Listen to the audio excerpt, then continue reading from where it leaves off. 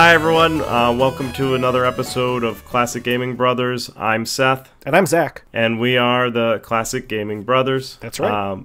This is our third/fourth episode if you count zeros, which you shouldn't count zeros because they are null. So just to break down the podcast for everyone, kind of quickly, in case this is your first one, though you can always go back and listen to all the other ones. We'll have an introduction segment where we'll talk about games that we've recently played. We'll have a middle segment, which will talk about a different topic every week. And then we'll have our buy, wait, pass segment, which is just games coming up in the future that we either recommend buying, waiting, or passing on. So that's kind of the breakdown. Yeah. So, Seth, what games have you been playing recently?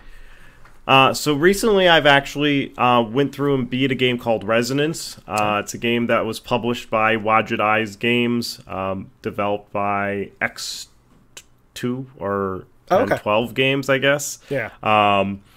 It was released back in 2012 and is a adventure game that has a different spin on your classic adventure games because it has an ensemble cast. And has 4 different people that you play with as you go through the game. Cool. So there is a scientist, someone who is related to one of the protagonists, who's like a nurse, and then a detective and a journalist who you meet throughout the whole game. Together they work on solving this mystery that happens and kind of like figuring out what to do with this technology that's called resonance, which, based on the cover art, makes large holes. So that's just kind of spooky. It's not a spoiler alert, but it's because it's on the cover. But it is kind of the technology, resonance technology, is what makes these holes, and you play these 4 people and try to solve, try to get the technology type deal.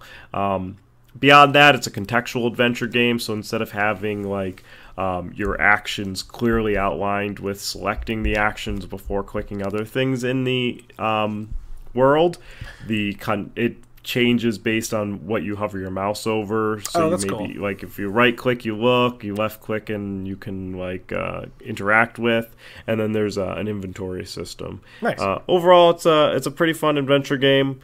I would recommend it if you like them. It took me about 6 hours or so to get through it.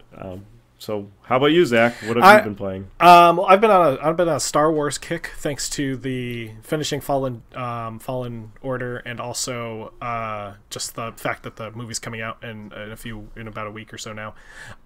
So I'm trying to think of when this episode will air, if the movie has already come out or not. But maybe we don't pre-record our episodes. No. Of course not. 1, 2, 3. Episode 3 will be coming out on Christmas week. Oh, okay. So the movie will already be out then. Okay, cool.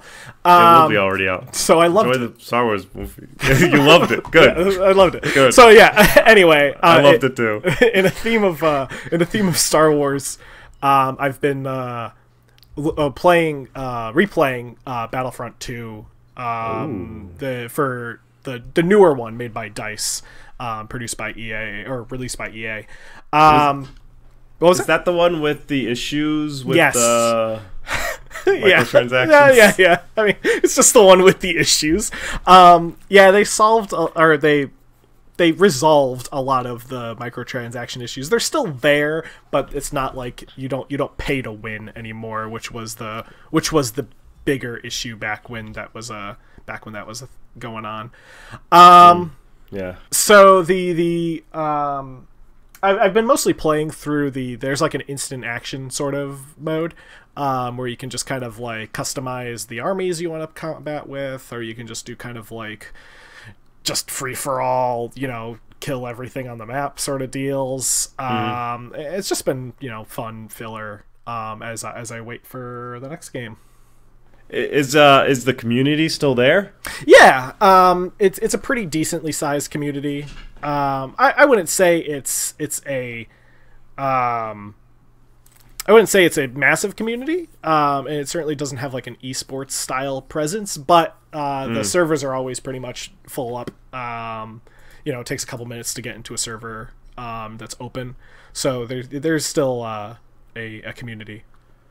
Yeah, a community is important with any multiplayer game that requires like mass combat and stuff like that, or even a game that requires like players to play it. Yes, yeah. Games like there was a game is it not Project Winter? It's maybe Project Winter. It's like cell shaded and there's yeah. Is it Project Winter? I think so. I know what you're talking about, though. Or something like that. It's like cel-shaded, and it's kind of like a game of mobster or werewolf where someone's going to betray everybody. It's also kind of like the board game Death by Winter, or Winter, whatever it's called. But essentially you're surviving, and there's 8 people, and there's going to be a betrayer, and you have to figure out who the betrayer is. So I got that game to play with my friend, Dying Light Ryan. I got it to play with Dying Light Ryan, and we played through, and it was horrible. Not because of the game. Maybe the game would have been fun if it was all my friends. I don't particularly like playing any sort of deception game with people I'm not familiar with. Okay. So then we had this really annoying person in the game who we ended up killing because he was annoying, but he wasn't the betrayer. And then I ended up getting killed in a bunker, and I was all by myself, and I didn't really understand what I was even doing in the game, and they just kind of took advantage of that. But there was one game to choose from because there was no community to get back to why the purpose of that story is. Right, so I had one game that I had to go to. The people took advantage of me. I said, no, I'm done with it. So I returned it. So that's fair. It happens. But yeah, so community is important. So it's good to hear that the Battlefront community is still there with, even with having all the issues. Yes. Yeah. And it's not just a multiplayer game. It does have a short but fairly decent canon to the Star Wars universe story that ties in a bit with some of the stuff that's been going on in the movies and stuff like that, and kind of fills in a couple of holes that people might be wondering about. That's good. Yeah, it takes the story, for context, takes place right after the destruction of the Death Star, too, from the point of view of an Imperial commando squad that was on Endor during the destruction, and them having to deal with the whole fallout of the destruction of the Death Star. So it's kind of cool to kind of play from that perspective of the villains, essentially. It does a good job humanizing them as people, even though the Empire is objectively evil. So there's a Star novel that was written for Star Wars. I'd look it up. My keyboard's really loud. It's stars are. Let me see if I can look it up real quick. But it also humanizes the Empire. Yeah. If you're interested in that. Star Wars. Yeah, and I kind of like when stories humanize the, like, at least the grunts of the Empire. Like, not necessarily the commanders and stuff who know they're doing bad stuff, but, the, like, soldiers and stuff who really are just kind of just doing what they think is best. I don't know. I mean, but probably going on too long now about Star Wars. Yes, but about Star Wars. Which you could never. I mean, it just came out, so people want to hear about it. That is true. Yeah, that is true. It did just come out. So 90% on Rotten Tomatoes right now. 90%. I wouldn't even know. It's the future and the past and the present at the same time. That's right. So anyway, let's get on with the meat of the podcast. The meat of the podcast. Let's bring our listeners back to the faraway time of 1993. When my birth year. Your birth year. Also the birth year of what we would like to refer to as the Journeyman Project coincide with your birth year. It's an amazing coincidence. It is. Perhaps you are Agent 5. I might be. First. The Journeyman Project, and Agent 5 is the starring character, which is why that's a humorous reference, because it's a game about time travel, is a series of games. There was 3. Pegasus Prime. Well, Journeyman Project Turbo was essentially the first one. Journeyman Project Pegasus Prime was a remastered of the first one. Journeyman Project 2, Buried in Time, and then Journeyman Project 3, Legacy of Time. This game, the Journeyman Project Turbo game, was another one of those games that we talked about in episode 0 that came with a package when you bought a computer. So you got, along with Spider-Man Cartoon Maker, an adult adventure game. And I say it's an adult adventure game because your character in the Journeyman Project, at least in the original and the second one, can just die. If you do the wrong choice, your character dies, you get a score, and that's it. Game over. And I'm pretty sure you can save, at least in the... Yeah, I think you could save in all of them, because you can quit and come back to it. So if you save and you know you're going to die, then you can save before you go in there. And I don't know if it actually goes back to it. I talked to Zach earlier. I did try to go back and play the Journeyman Project. I'm going to have to do another try on it, because you have to take these long... It's a first-person perspective adventure game, so you have to move your character from a first-person perspective in very slow, drawn-out movements that are all like... what is that? Like the mist? Like when it's... Yeah, that's like what... That? Yeah, it's almost like it's on a rail, but it's... but you have like some free movement, but it's hard to describe. Right. It's like almost... It's like a... It's like a first-person point and click, essentially. Yeah, with like your image, like you're like navigating yourself through a portrait. Or painting, exactly, yeah. And you move, and then it renders the next part. So I left in the beginning. You go from your apartment, and you go down to where there's like a teleporter that brings you to your job. Your character's chronically late, which is humorous. And I made it all the way down to the teleporter, got in, and it's like, you need a card. And I remembered the cards all the way back at the top of my apartment. I was like, no, I'm done. It's already taken me like 15 minutes to get down here. I'm not going to spend another 15 minutes playing the game to get back up there. So I have to try it again when I have more patience for and remember to get my apartment keys, I guess, on my way out. Yeah, right.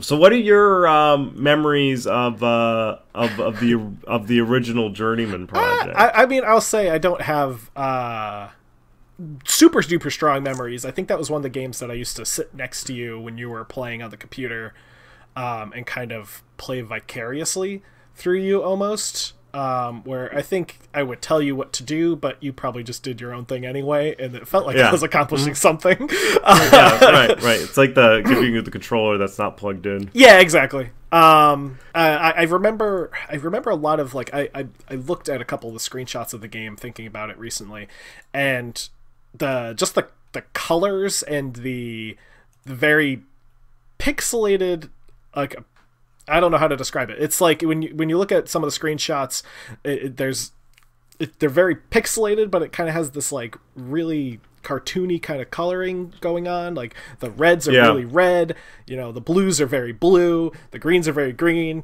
There's not a lot of like hues and stuff to the colors. So I think part of this game had a feature so it was very high quality rendered environments. Yes, yeah.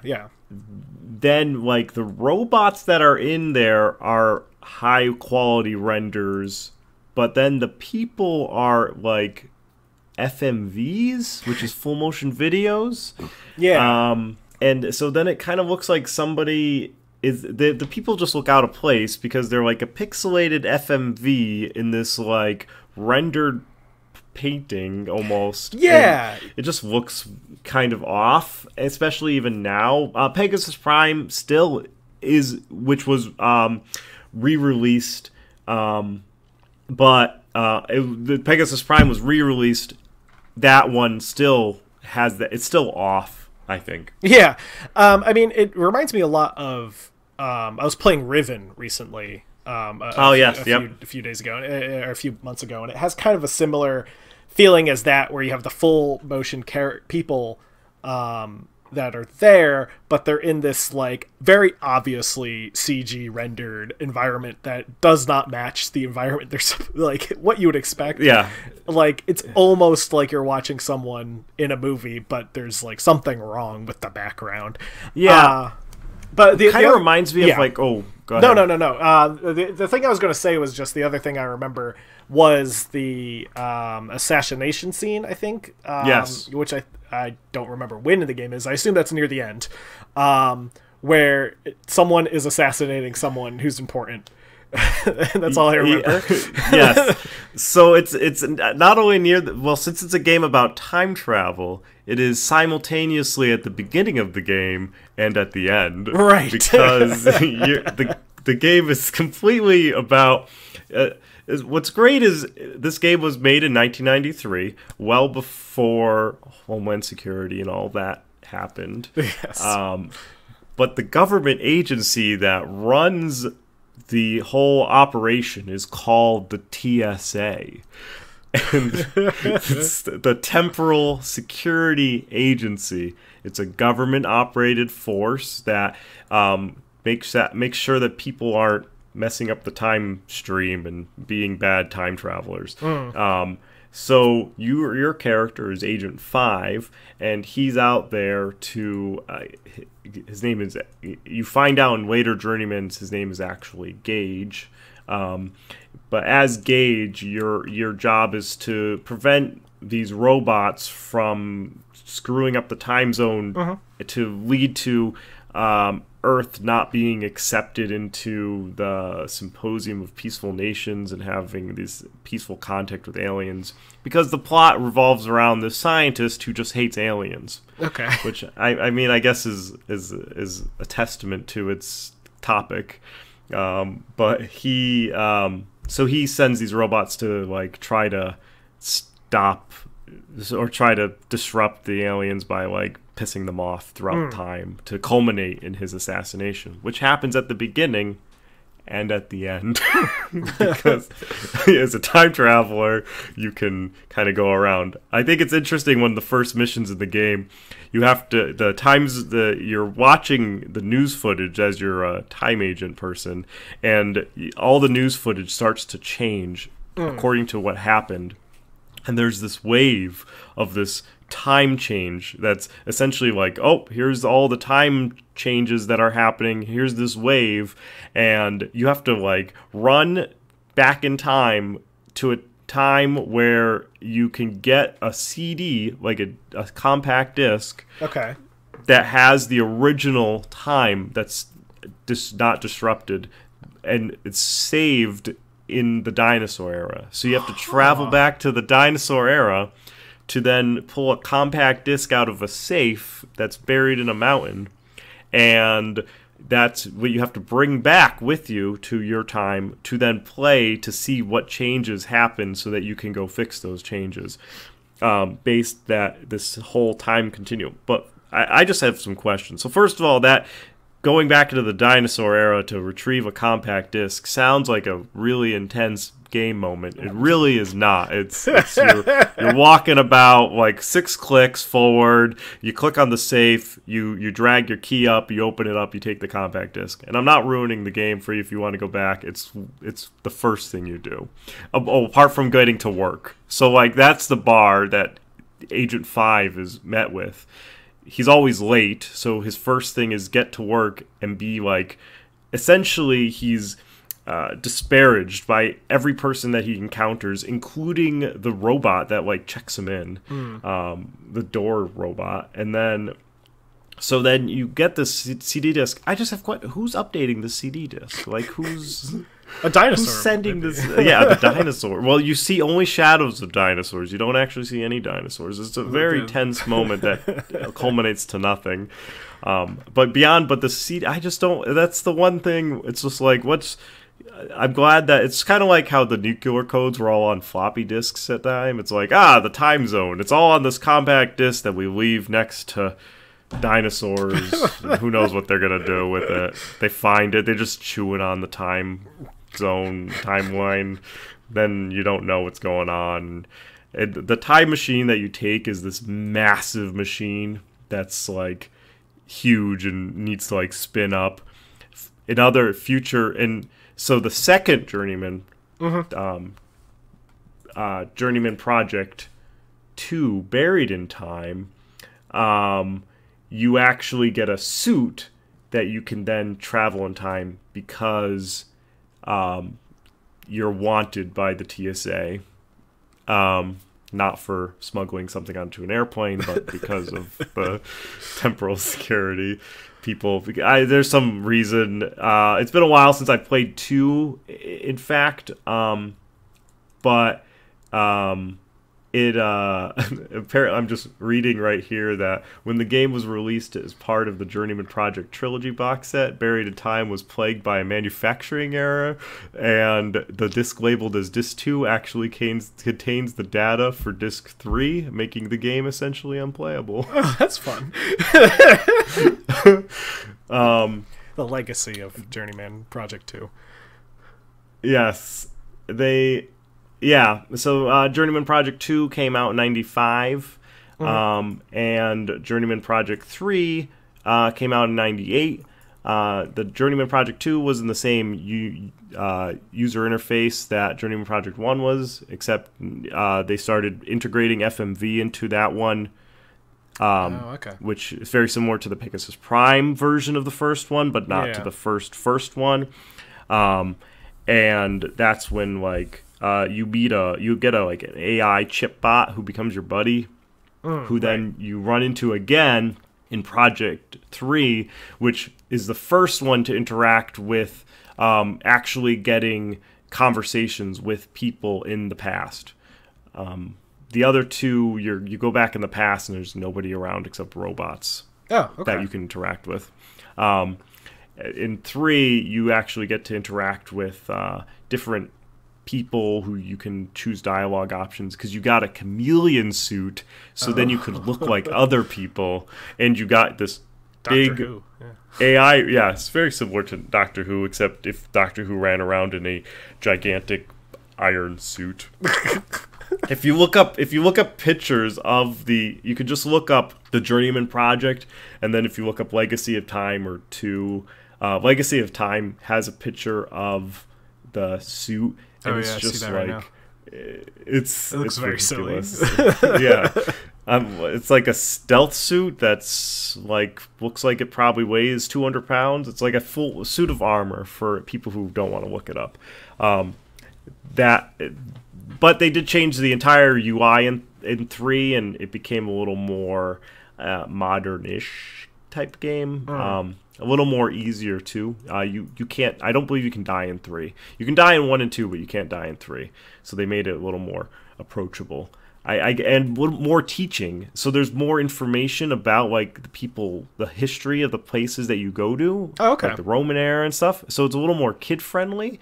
1 and 2 are not like kid-friendly games. They're like, you're this bureaucrat who's trying to go back and not die and kill somebody else. But 3 is a little more like kid-friendly. A little more like an educational game of sorts? Yeah, I would say that 3 was kind of educational. It was kind of like, hey, it's like, this is why it's a Roman period of time, and this is how you made weapons. But yes, but if you ever wanted to play a game as a top bureaucratic lazy man, I guess is probably the best representation of Blackwood. I mean, he never shows up to work. He's according to his Wikipedia. This is great because he has more about him in the Wikipedia than there is in any other game. I don't even know where they got this information, or they just made it up. He graduated from the University of Melbourne with a master's degree in world history with honors. Apparently, you need a world histories with honors to be a time police. Top of his class from the Special Forces Training Academy. And then he became the director of tactical teams for Crime Intervention Commission. And then he got transferred to the Temporal Security Annex.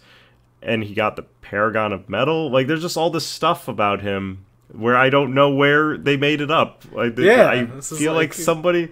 This is intense descriptions that never comes up. But yeah. So there's that. That's Journeyman Project. So it's a... Oh, well, go ahead. No, I was reading that I guess there was plans for Journeyman 4. Yes. That was canceled because the Team Presto was working on Myst 3, which... Yep. Everyone remembers Myst 3. So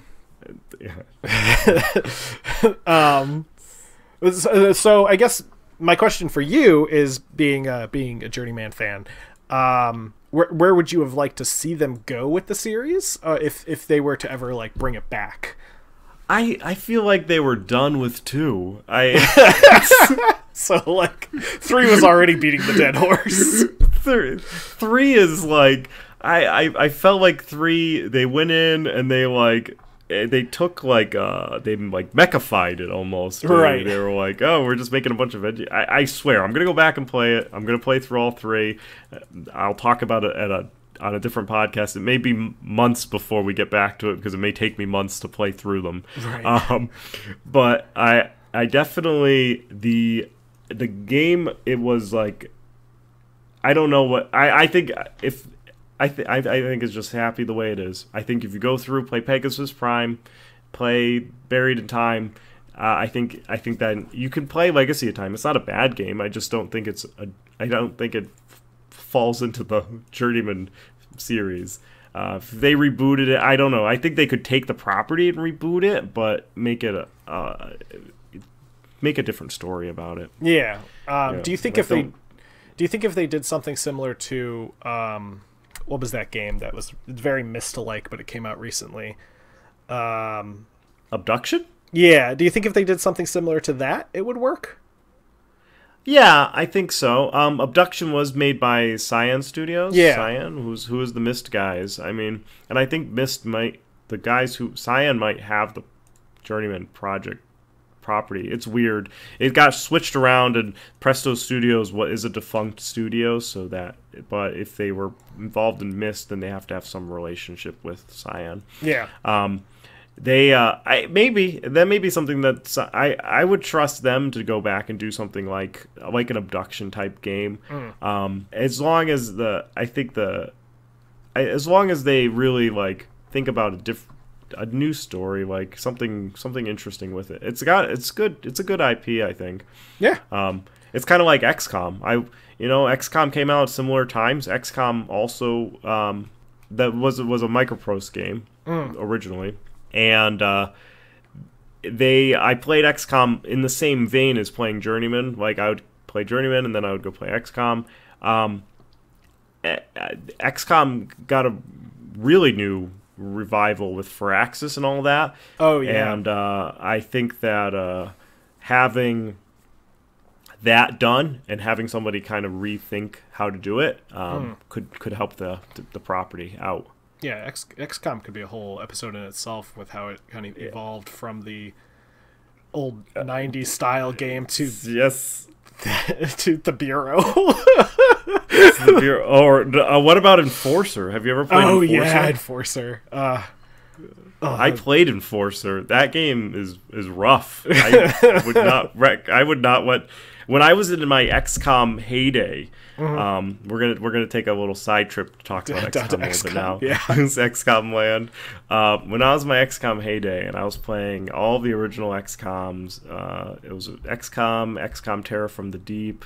I wanted to collect all of the other XCOMs, and I got XCOM Enforcer, and that game was probably I would actually even say that game could be saved for probably one of our worst games. Nice. Worst game yeah, but we will save that. We will do a worst game. Yeah, we'll come back to Enforcer. I'll even try to play a little bit of it before talking about it, just for the art. Excellent. The art of the podcast, not the art of the game. So cool. Yeah, well, I mean, I haven't played Journeyman. Oh, I haven't really played Journeyman. I have a copy of Pegasus Prime, so I'm going to try to jump into it. You should try jump into Pegasus Prime, and we could talk about it and what your fast takes on it were. Yeah, exactly. If you like adventure and you like sci-fi, it's a solid story. It was given away for free with PCs, so I mean, you can always keep that in the back of your mind. Though it did say on the Wikipedia here that they released Buried in Time, and it did surpass 200,000 units in 1996, where the overall Journeyman project had reached roughly 500,000 units by that date. Oh, wow. And Buried in Time ultimately sold 225,000 units on a budget of about $500,000. Huh? Cool. So 225,000 units. I don't know what the MSRP of that game was. I'm guessing probably $30, maybe. Yeah, it's 90s money. I think I saw one of them came out. I think I saw it was Wikipedia. I think had it listed.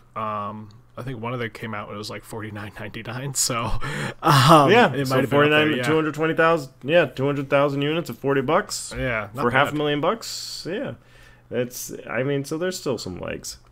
Yeah, cool. At that time. So, so we should talk about our contest before we go into our before we go into a Byweight segment. Pass, if you want to talk. And that's contest, not podcast. So we are going to be doing a contest, and we would like to announce it on this episode. What we're looking for is feedback about our podcast.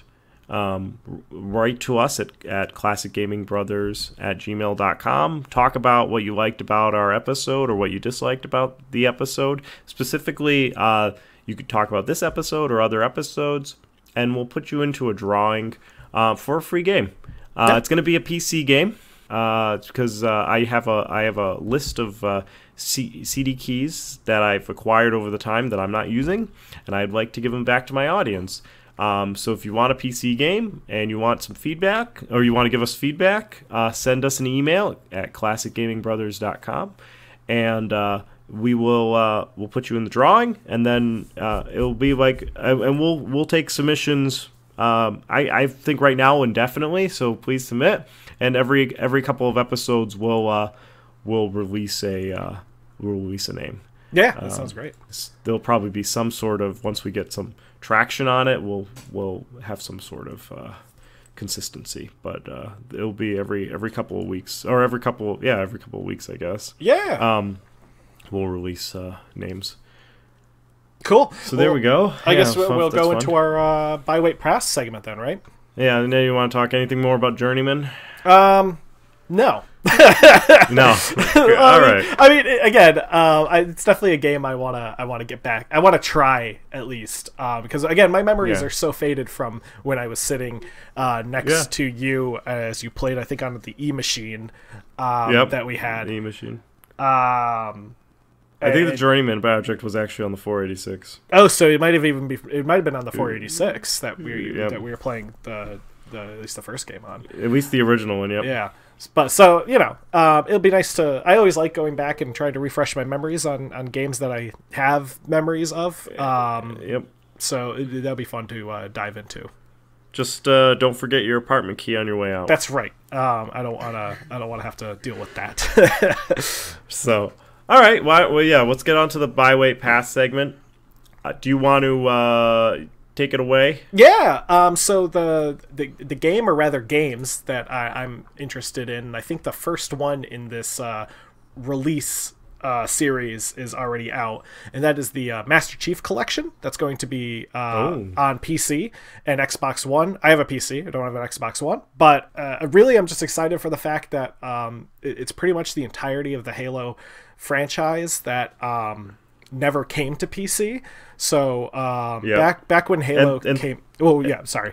Oh, and some that did come to PC. Yeah. So back when Halo first came out, which was Halo Combat Evolved, and then Halo 2, those came out on PC and the Xbox. But then once Halo 3 rolled around, that didn't come out. ODST did not come out on the PC, and Reach did not come out on the PC, and of course Halo 4. So it's cool that we're finally getting a PC version. It's been many years since Reach and 3 have been out.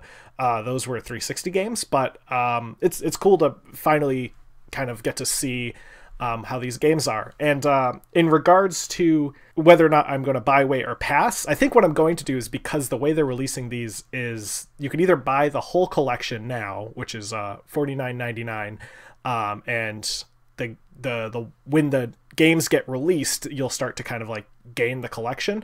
Oh, cool. Yeah, or alternatively, kind of episodic. Yeah, episodic. Yeah.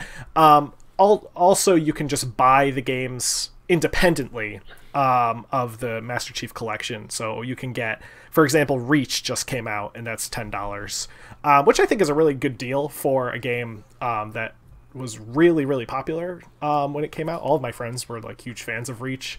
So I'll probably at least buy Reach, and then if I think it holds up, if I think it's a game, I think it's a series I definitely want to explore, I might consider picking up the full package so I can kind of get more to it. So you're putting a buy at least on Reach and then wait on the rest? Yeah, exactly. Yeah, so buy on Reach. I think $10 is a pretty good price, and then probably wait on the rest just to see, you know, how the ports come over. I actually I have some Halo experience. I used to play Halo Combat Evolved on the PC, and was it was a ranked individual in a website called Clan Wars. Ooh. Which was where Halo clans would fight each other. Oh. And at one point in time, for a brief 10 minutes, my clan was ranked #1. Wow, on the whole, that's awesome. Yes, it was because the month reset, and we were the first ones to post on that. I guess that counts. I relegated for the purpose of my job for the team was film photographer. I took screenshots and video of us. I made our clan's film, like our intro video. It was like our introduction video of all of us doing cool things. Yeah, using fraps, I think. Oh, and you know, I actually just had this memory as you're talking about this of watching you using fraps and watching you on like Windows Movie Maker and stuff. Yeah, was probably making my Halo video. Yeah, it may still be buried on one of my hard drives. I should try and find it. You should dig those up. Those could be fun to post on like a Classic Gaming Brothers YouTube channel. Yes, maybe. And also my other job was to not play. That was my other job. Oh, fun. So other people would sign in as my name, because back in that day, all you had to do was type in the name that you wanted to be. So they would just type in my handle, as it were, as their name that they wanted to play as. And then someone who was much better skilled at the game would play under my name. And that was what we would call ringing.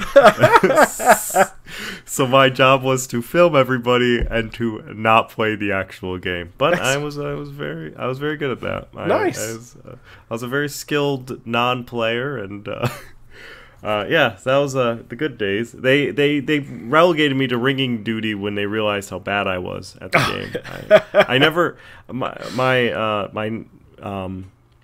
my fiance, actually, she says, you are not you like games, so you must be good at them. And I was like, no. I like games. They don't correlate. Just because I like games doesn't mean that I'm good at them. Oh, yeah. I'm like, I like games, but I've never been good at them. Yeah. I think you and me are both cursed with that. There's plenty of games that I love. There are plenty of games that I'm really bad at. Yes. I don't know if there's a game that I'm actually good at.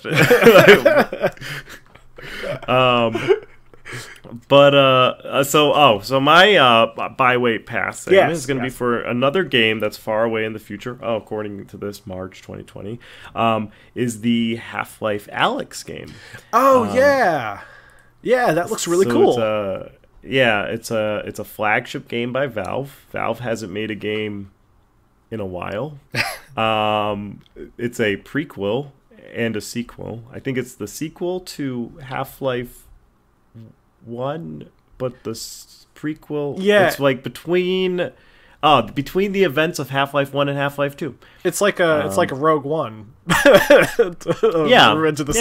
like a Rogue One. Yeah, with the Star Wars theme. And so you get back to the Half-Life world, which we haven't gone to, and it's a full VR experience. Nice. And it's going to be at $50. It's going to roll out with $60 MSRP. It's currently off 10% off, $54.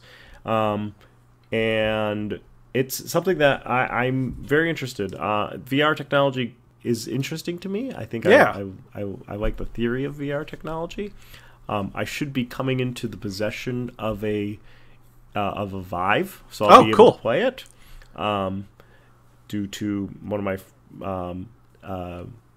we survived together, Ryan, moving to England, and not wanting to take some stuff. So he's going to sell me his Vive. Yeah. So then I'll be able to have a Vive and be able to try out Half-Life Alyx.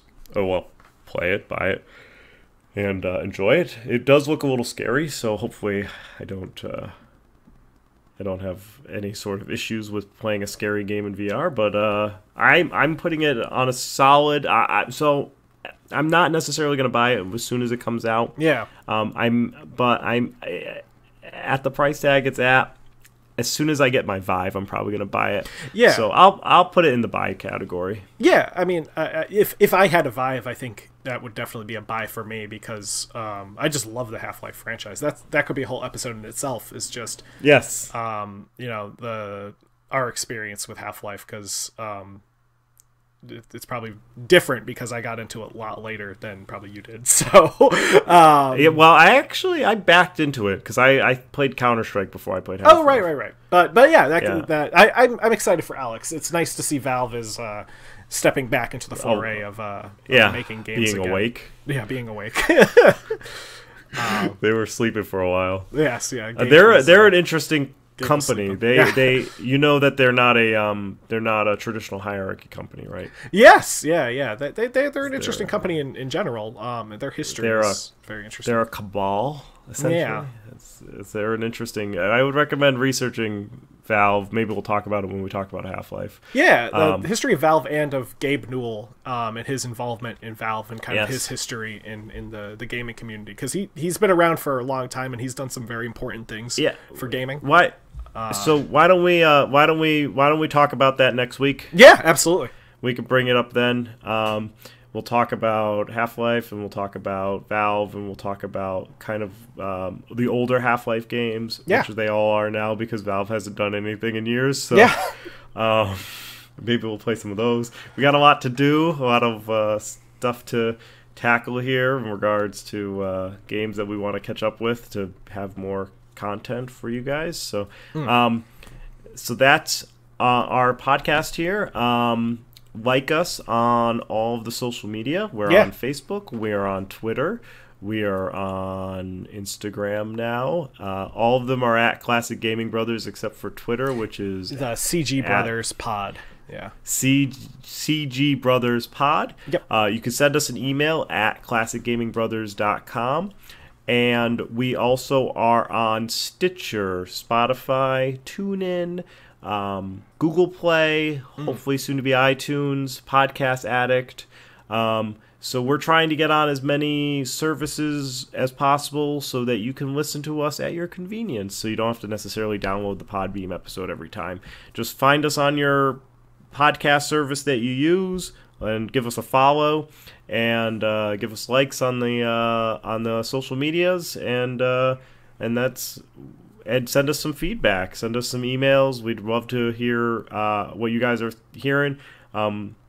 What you guys think, what you guys want us to talk about, what you liked about the episode, what you didn't like about the episode. Our quality is horrible. You name it. You want to talk about it, we'll listen. So we do try to put together a good product for everyone. So we just want to more feedback, the better. Yeah, absolutely. And remember, don't game like my brother. And don't game like my brother. See ya. Wait, you're supposed to say we've been classic gaming brothers. Yeah, we have been classic gaming brothers. I'm Seth. I've been Seth. I've been Zach. Have a good one. Have a good one.